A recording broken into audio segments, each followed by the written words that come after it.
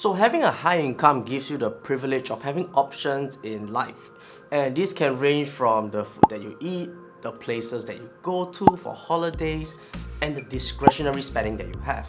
And with Singapore being one of the most expensive cities to live in for multiple years, the way to buy you some options in life is to increase your income, and then with more income, you can provide better for our families and our personal well-being. So in today's video, I'll share the 3 tips which allowed me to 4x my salary within a short span of 3 years. So the median gross income in Singapore, including employers' CPF contribution, is $5,197. And the median gross income represents the income that Singaporeans like you and me earn if we line them up based on their salary and we take the midpoint or the 50% mark. So this means that if you're earning more than $5,197, including your employer's contribution, you're earning more than 50% of Singaporeans.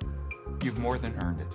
And if you're earning less than that, then the reverse is true as well. But fret not, let's go through how I managed to 4x my salary within a short time of 3 years. So to get there, we have to rewind 4 years back when I was 29 years old.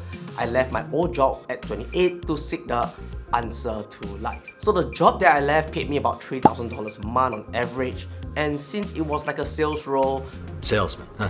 There were months I got much more and there were months that I got much lesser than that. So I'm putting this job out there so that you understand the pathway I am at right now with my current role. So after I bought that one-way ticket to New Zealand and I spent 8 months there being a hobo dude with long blonde hair, doing odd jobs like picking fruit and working in a hostel, it kind of shaped my mind a little bit to enjoy the little things in life, and this allowed me to really experiment with things that I've always wanted to do, and that is kind of how I kind of got the idea of running this channel. So after 8 months, my partner and I, we came back, we started looking for jobs again because we wanted to earn some money before heading over to Australia for another search for answers trip. But we didn't manage to do so because of COVID, and therefore we stayed in Singapore and we continued working. So the first job that I had when I came back was in a video production house.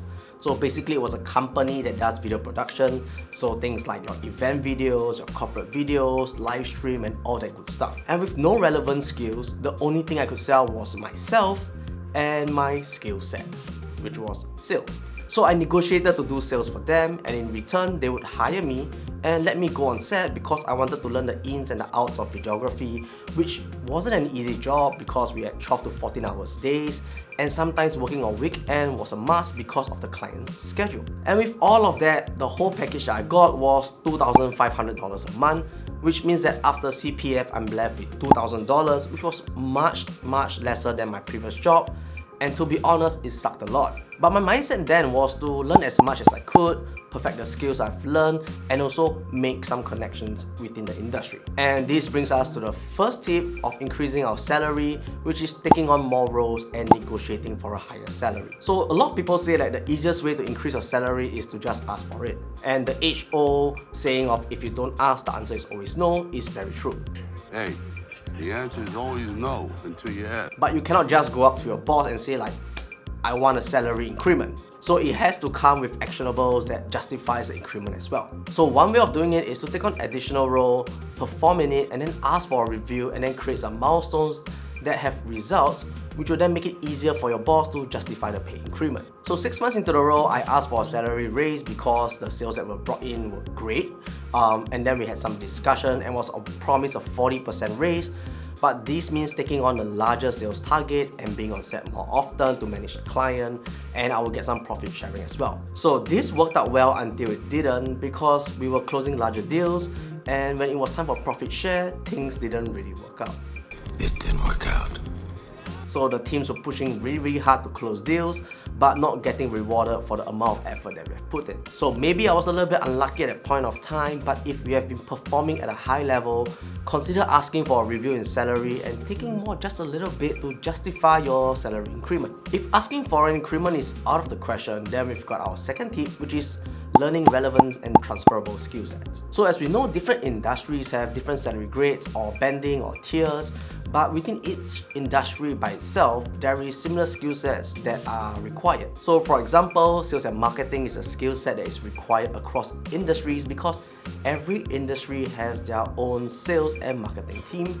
But what differs here is the pay grade. So in the FMCG industry, a sales manager might earn anywhere between 94,000 to 110,000 per year, but in tech firms, the salary starts at 137,000 onwards. And this includes shares and bonuses, which is really attractive. So granted that getting into these companies might not be the easiest, but if you work on small projects yourself and you provide that relevant skill set that the company requires, it will increase the chances of you getting in. So in my case, after the production house, I was looking for a role in content writing. So luckily for me, I had a friend that was hiring for a writer in the crypto space, and I ended up writing for a crypto exchange about Web3, about crypto and everything else in that space. And since I was very involved in crypto even before New Zealand, I applied with the skill set of being able to create content on multiple social media platforms, and hence I got the role. So in this content writing role, I was pretty much doing a very similar job just as before in the production house. But in an exchange, the context is a little bit different. So we were listing new tokens. I had to coordinate content that we publish on the website as an article. I have to create storyboards for video tutorials, and also liaise with client on when we are doing a live stream for their Ask Me Anything or their AMAs. So as I was doing all those, it gave me a chance to practice my love for videography.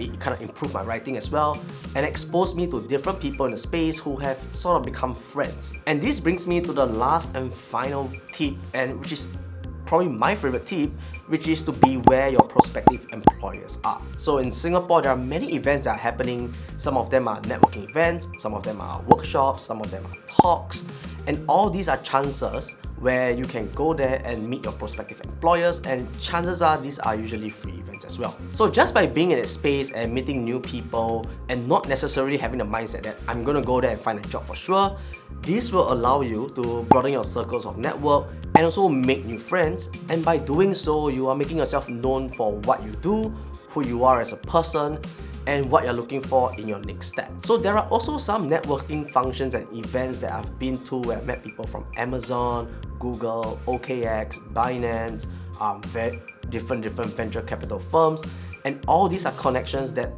might not need something now, but if there is a certain need that they have and they realize that, hey, Jordan can do this, or someone in their circle requires some help, you might be the first few that they turn to. So for me, as I was writing content for the crypto exchange, I was also consistently publishing content on YouTube and LinkedIn. And then one day I got a phone call, which was a headhunter that was hiring for a content lead role in another crypto exchange. So this particular job was a big game changer because of the growth potential as well as the salary increment that came with it. So I was able to build something that I really enjoy building. But then after 8 months, the undeniable came. The crypto space suffered the lunar contagion, the FTX crash, the Silicon Valley Bank toppling, which kind of lead to the whole team losing their jobs, and that was in March 2023, which is still pretty recent. So during the unemployment, I was doing freelance videography, photography, and I also continue posting content on YouTube. So though YouTube doesn't really earn me a lot, it was something that kept me up to date with the space as I created videos on the latest happenings, the different projects that are up and coming, and also joined live stream to chat with other creators and industry experts. And then in July 2023, I got a recommendation for a job with the current employer that I'm at, where I manage the Web3 accelerator programs.